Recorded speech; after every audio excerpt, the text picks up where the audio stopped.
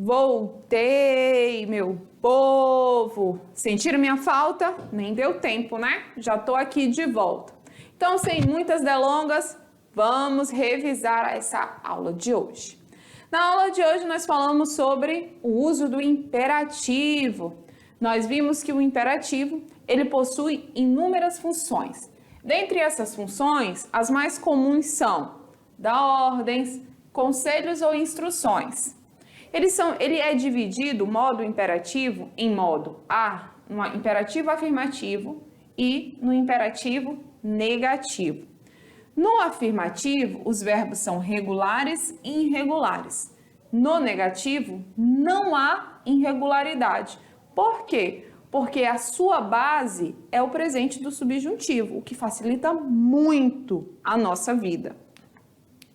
Nós vimos que aqui nos verbos regulares e nos verbos tanto do imperativo afirmativo quanto do imperativo negativo, nós não temos a conjugação em primeira pessoa. Por quê? Porque nós não somos coach para dar ordens para nós mesmos. Mas há uma diferença aqui nas formas específicas, tu e vosotros. Ou seja, a segunda pessoa do singular e a segunda pessoa do plural. Então, observem que a gente tem essas mudanças. O restante, eles seguem as mesmas terminações de quem? Do modo subjuntivo, certo? Lá no modo imperativo afirmativo, nós temos alguns verbos que são irregulares. Quem são eles? O decir, o hacer, ir, oír, poner, salir, tener, venir e ser. Esses têm a sua forma irregular. Como eu não tenho irregularidade no modo imperativo negativo, porque as suas terminações, elas coincidem com o presente do subjuntivo. Então, se eu souber essas terminações lá no presente do subjuntivo, tudo fica mais fácil, mais simples e mais rápido, certo? Nessa aula, nós também falamos sobre algumas expressões com cores, expressões idiomáticas onde aparecem as cores, como foi o caso de estar sem blanca, que é estar sem dinheiro, e a prensa amarilla, que é a imprensa amarela, a imprensa o quê? Dada aos escândalos. Nessa aula também nós trouxemos algumas questões lá do Enem de 2016, onde nós pontuamos para vocês que nós temos que contextualizar, que é o segredo da prova do Enem. Nós também fizemos lá uma viagem, conhecemos mais um livro do Pablo Neruda, aonde ele fala, Confieso que he vivido, ele conta aí a sua autobiografia, mais póstuma, porque ele foi publicado no ano de 1974 em Portugal e em 1975 aqui no Brasil. Então nós temos que observar que é um livro cheio de aventuras, mas publicado após a sua morte. Nós também visitamos o Uruguai, foi uma viagem longa e ao mesmo tempo curta. Descobrimos que o Uruguai é o menor país da América do Sul, com menor número de falantes e que comem muito mais carne do que a Argentina. Mas agora chegou aquele momento que nós vamos para a nossa atividade. E você vai fazer essa atividade com bastante atenção. E se ficar dúvidas, você vai mandar aqui para que a gente possa responder com todo prazer, tá bom? Então vamos lá para a nossa atividade.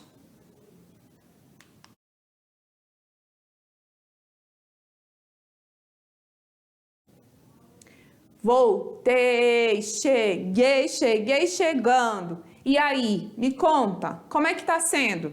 Tá fácil, tá difícil? Está encontrando muita dificuldade? Ai, professora, vocês estão falando uma coisa na aula, quando chega na atividade eu não estou entendendo nada. Ah, eu não creio que tenha sido assim. Eu creio que você está entendendo tudo, não é? Por quê? Porque nós estamos falando pontualmente aquilo que está caindo nas nossas atividades. Então, vamos lá analisar? Primeira questão.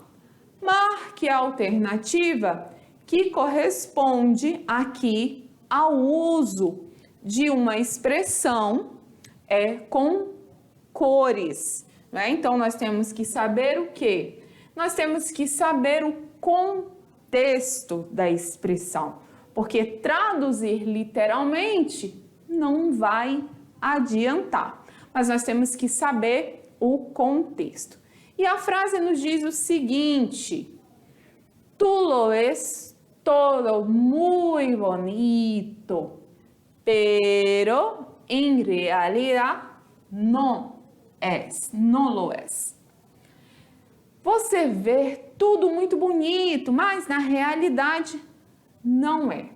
Se nós fôssemos usar uma expressão com cores, qual que seria a pertencente? Já que as expressões idiomáticas, elas têm ali um duplo sentido ou uma interpretação de quê? Do contexto. Então, a tradução diz que nós vemos tudo muito bonito. Então, seria blanco radiante, color amarillo, negro, color de rosa ou color verde?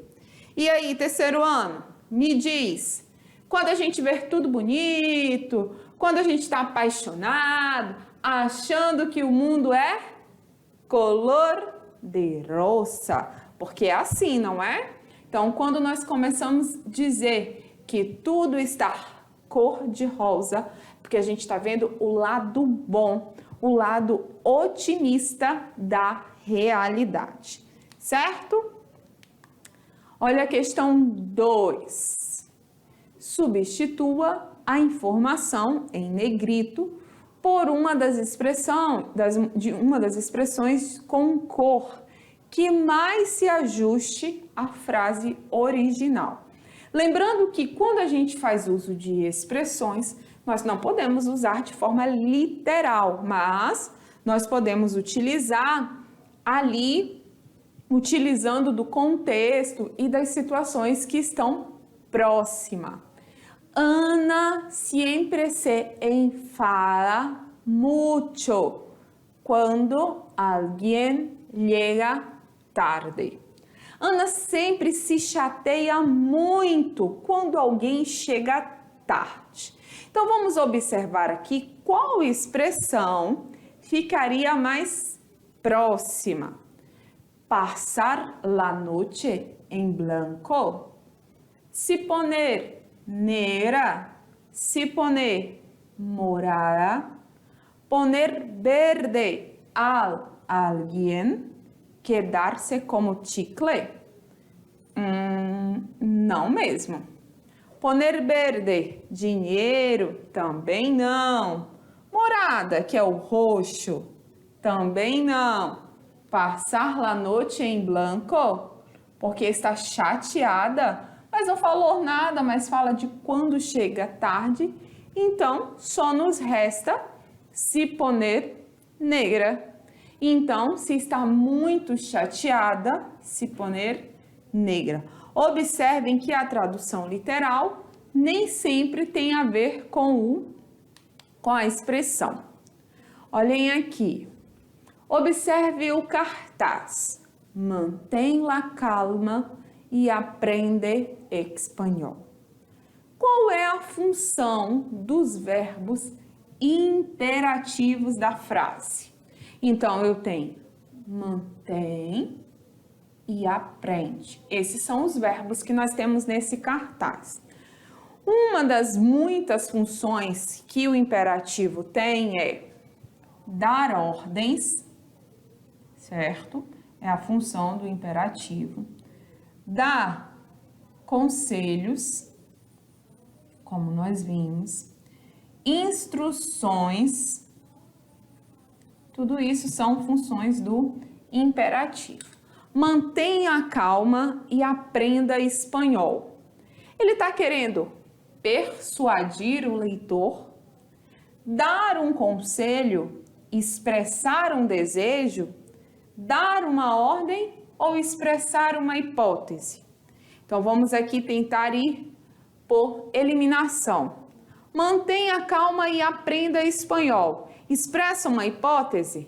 Não. Mantenha calma. Se é um cartaz, não é uma ordem. Então, também não é a letra D. Expressa um desejo? Talvez, mas a gente fica ali porque, não, eu quero. Não, então não é. Ele quer persuadir? Também, mas na verdade a ideia do cartaz é dar um conselho. Mantenha calma e aprenda espanhol. Então, até isso nós temos que analisar de que forma está sendo empregado, certo? E aqui nós temos a conjugação correta. Qual é a conjugação correta no imperativo negativo da palavra do verbo correr? Lembrando que ele vai ser conjugado de acordo com o presente do subjuntivo. Então, eu posso olhar lá na tabelinha do presente do subjuntivo e descobrir qual é a conjugação necessária. Então, observe aqui, com a conjugação correta, corre, corras, corrás, corram, corres, corres. Hijo, por favor. Então, seria el, por favor, no corras. Aonde? Em la calle, certo? Olha como é que é fácil. A gente vai lá na tabelinha, observa a terminação, sabe que ele está falando de el. Então, fica tudo mais fácil e mais simples. E agora nós chegamos aonde? No Enem. E mais uma vez, terceiro ano, o que nós temos que ficar atento aqui no Enem? Nós temos que ficar atento ao contexto. Meu Deus, como a professora Ila gosta dessa palavra, e eu gosto mesmo. Observem que nós temos aqui o quê? Linguagem mista. Por que nós temos aqui a linguagem mista nessa questão? Lá da Universidade do Rio de Janeiro, unificado, né? É um vestibular unificado. Olhem bem, eu tenho imagens e eu tenho frases. Olha o que diz o texto. Essa chica que me molestas, a lo que pones sobrenombres, a lo que tiras papeles en el clase, de que essa estás enamorado? Então, atrévete a conquistar. Então, eu tenho aí um cartaz que fala de alguém, do amor, não é? E, na verdade, é um cartaz de cadernos. Olha aqui as capas dos cadernos, né? Com os personagens, não é? Do Pin Pop. Se a gente não prestar atenção, vai achar que é uma propaganda amorosa. Mas não, é na verdade uma propaganda de um caderno. Ele é imperativo, se pode utilizar em publicidade, com a função de quê? Do convencimento. Tomando como base que o leitor presumiu no texto, dito isso, o uso dessa relação com o quê? Com a necessidade, com um convite, um desejo, um conselho ou uma ordem. Vamos voltar aqui um pouquinho no texto para a gente descobrir? Olha o que ele diz. Essa tica, que molestas, que incomoda, o que se coloca ou o que se tira, o sobrenome, o nome, não é? Ou os papéis da aula, do que está, de onde está apaixonada. Atreve-te, atreve, não é? Está interessada em conquistar? Olha bem, quando a gente vem para cá, a gente observa que nós temos o imperativo. Aqui, o papel do imperativo é persuadir. Persuadir quem?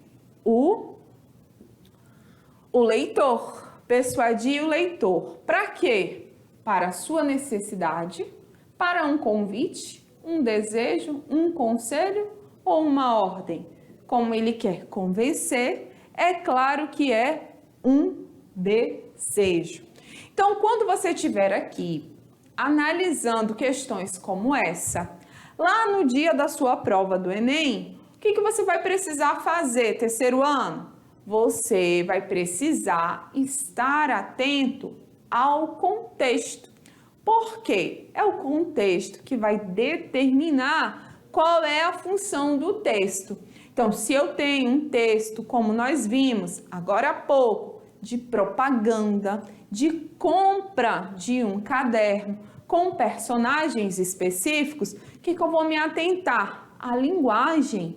Ali era o desejo. Uma hora colocava o sobrenome, outra hora tirava esse nome, uma hora tinha papéis, outra hora não tinha. Então, em todo o tempo ficou implícito o desejo.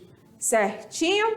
Eu espero que vocês tenham acompanhado, tenham gostado e já sabe, se tiver com dúvidas, manda para cá que nós vamos responder tranquilamente. Tá bom, terceiro ano? Foi um prazer estar com vocês mais uma vez. Tchau, tchau e até já já.